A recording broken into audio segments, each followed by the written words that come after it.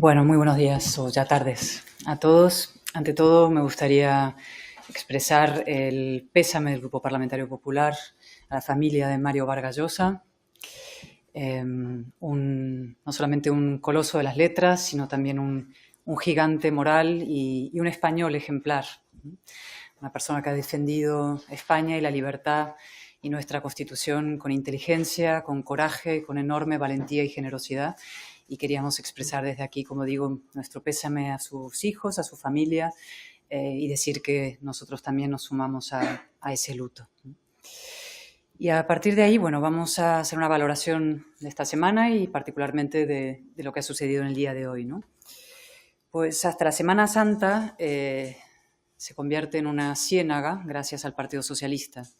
Hace unos días tuvimos el último informe de la Guardia Civil, que apunta que la mujer del presidente del Gobierno pudo favorecer el rescate de Air Europa. Este lunes, la escort, que todos los españoles le pagábamos al ex hombre fuerte del Partido Socialista del Gobierno, señor Ábalos, se negó a declarar en el Senado, pero se ratificó en todo lo que dijo ante el Tribunal Supremo. Es decir, que fue contratada con dinero público para no hacer absolutamente nada. Es decir, con Pedro Sánchez, empresas públicas dependientes del Gobierno han pagado por no ir a trabajar a mujeres que mantenían relaciones sexuales con los ministros. Dicho sin eufemismos, a prostitutas y no solamente a prostitutas. El Estado convertido en una gigantesca agencia de colocación de familiares, amigos y amantes de miembros del Gobierno y del PSOE. No es un milagro, son tus impuestos. Esta semana también hemos conocido que, según los trabajadores del Parador de Teruel, el entonces ministro más poderoso del Gobierno y mano derecha del señor Sánchez, organizó una juerga salvaje en sus instalaciones, también con prostitutas, una gran afición de este Gobierno tan feminista. Y que esa noche también se alojó allí la entonces delegada del Gobierno en Aragón y hoy portavoz del Gobierno y ministra de Educación, de la que todavía esperamos una explicación adulta y pormenorizada. ¿Qué ocurrió allí? ¿Cuándo se enteró de lo que ocurrió? ¿Y por qué no lo contó? Y finalmente, lo de hoy, que son dos novedades estelares. Primera, el Consejo de Europa denuncia que el Gobierno no ha aplicado de manera satisfactoria ninguna de sus 19 recomendaciones sobre la lucha contra la corrupción y la integridad en la Administración. Además, le insta a hacer público el informe porque el Gobierno lleva bloqueándolo meses y meses. Será la célebre transparencia de la que se jacta el Gobierno, es decir, la opacidad, otra forma de corrupción. Es un informe demoledor. Si el señor Sánchez llegó al poder gracias a una moción de censura contra la corrupción y ahora el Consejo de Europa lo censura a él por no luchar contra la corrupción y encima ocultarlo. Pero claro, ¿cómo va a luchar contra la corrupción un gobierno que la practica? Es decir, que rebaja el delito de malversación por interés político, que se empeña en amnistiar a malversadores contra el criterio del Tribunal Supremo y de Europa, cuyo hombre fuerte, como dije hace un instante, ojo, el que presentó la moción de censura exigiendo decencia, pagaba sus prostitutas con fondos públicos, y el Gobierno cuyo ministro de Justicia se ha pasado la mañana declarando en un caso de corrupción que afecta al entorno más íntimo del presidente del Gobierno. Fíjense qué oportuna coincidencia y qué retrato demoledor de la hipocresía y la descomposición del Gobierno. El mismo día que el Consejo de Europa emite un informe demoledor sobre la falta de compromiso del Gobierno en la lucha contra la corrupción, el ministro de Justicia tiene que declarar por un caso de corrupción y en el propio Palacio de la Moncloa y que afecta, insisto, al entorno más íntimo del presidente del Gobierno, a su propia mujer. Esto último es probablemente lo peor que ha ocurrido esta semana, pero estamos a miércoles, es decir, todavía hay tiempo, ¿no? Lo repito porque son tantos los escándalos que a veces la gravedad de cada uno de ellos se va diluyendo en el vertedero. Un juez ha tenido que desplazarse a la Moncloa para tomar declaración al ministro de Justicia en un caso de corrupción, y no cualquier caso de corrupción, sino uno que afecta al entorno más íntimo del presidente del Gobierno, a su propia mujer.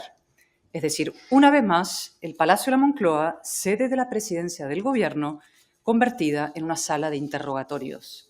Sánchez quería pasar a la historia y, desde luego, ya lo ha conseguido.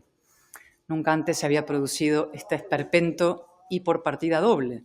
decir, el pasado mes de julio, como saben ustedes, fue el propio Sánchez el que tuvo que declarar sobre las lucrativas actividades de su mujer, y hoy ha sido el ministro de Presidencia, Justicia y Relaciones con las Cortes.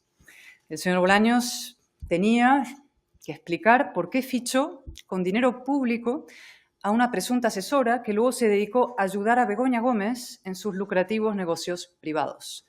Por ejemplo, exigiendo patrocinios a empresas del IBEX para una cátedra que la mujer del presidente dirigía sin ni siquiera ser licenciada. Es impresionante. Es decir, por resumir, el señor Bolaños debió explicar esta mañana por qué los españoles pagamos con nuestros impuestos no solo las asistentes sexuales de los ministros, sino también las asistentes lucrativas de la mujer del presidente del gobierno. Suponemos que el señor Bolaños habrá dicho la verdad por una vez en su vida, porque era su obligación como testigo, ¿no? Entendemos que esto le habrá supuesto un esfuerzo gigantesco, porque el señor Bolaños tiene con la verdad una relación de íntima hostilidad. No se rozan ni por accidente. Y del mismo modo, suponemos que no habrá llamado al juez prevaricador a la cara, como tantas veces ha hecho. Y tenemos una lista larguísima de los ataques del señor Bolaños y de otros ministros al juez Peinado y a otros jueces. Al juez Peinado el señor Bolaños le ha dicho de todo. Le ha acusado de encabezar una persecución contra Sánchez y su familia cruel, injusta, terrible, indudable, sucia, injustificable, inhumana, plagada de mentiras y de insignificancias. El señor Bolaños se ha convertido hace tiempo, como he dicho alguna vez, en el jefe de la brigada de linchamiento de los jueces. Bueno, de los jueces que dictan resoluciones contrarias a los estrictos intereses del gobierno. Y la presidenta del Consejo General del Poder Judicial y del Supremo, como saben ustedes, ha tenido que recordarle ya 3 veces que los ataques a los jueces son inaceptables. Y, por cierto, hoy mismo, el ministro Planas ha tenido hoy la pésima idea de también atacar al juez Peinado. Y se ha puesto irónico, ¿no? Ha dicho que le quedan millones de españoles por interrogar para encontrar algo. Desde luego, no sabemos si hay millones españoles, pero el que desde luego podría declarar ante un juez para aclarar muchos asuntos que afectan la corrupción del gobierno es el propio señor Planas. Traxa, como saben ustedes, que contrataba prostitutas a costa del erario y a favor de los ministros, depende de su ministerio, directamente, del ministerio del señor Planas.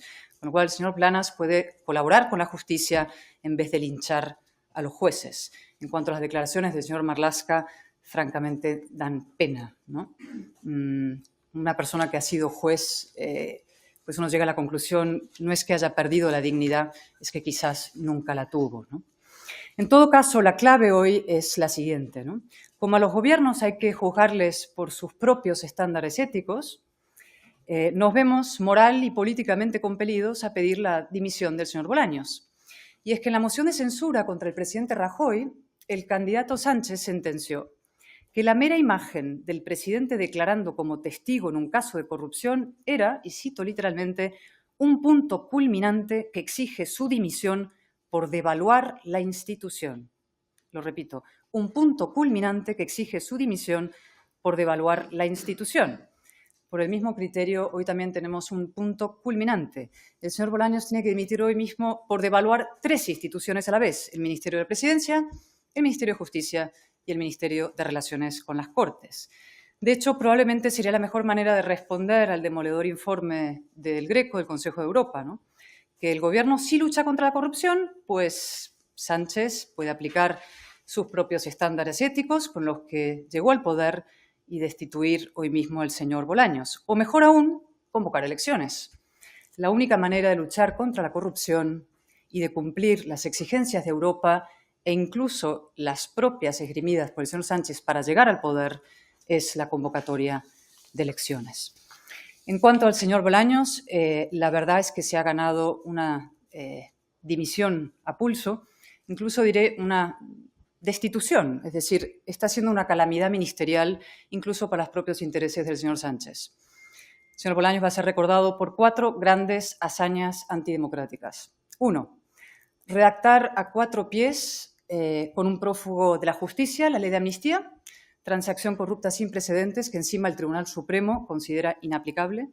2, mantener contra viento y marea a un fiscal general imputado por revelación de secretos para intentar destruir a una rival del gobierno, un delito puramente totalitario, y a ver qué cuenta, por cierto, Google del contenido de sus móviles. Como le he dicho muchas veces, todo se sabrá.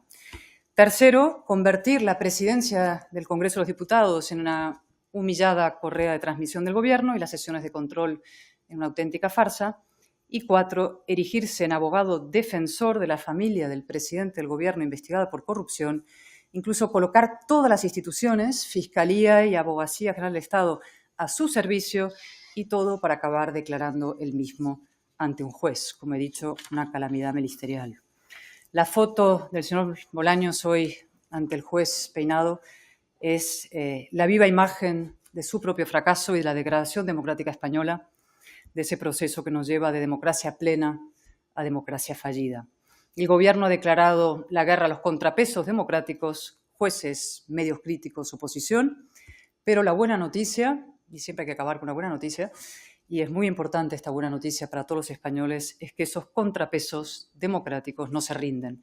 Los jueces actúan, los medios investigan y la oposición denuncia. Muchas gracias.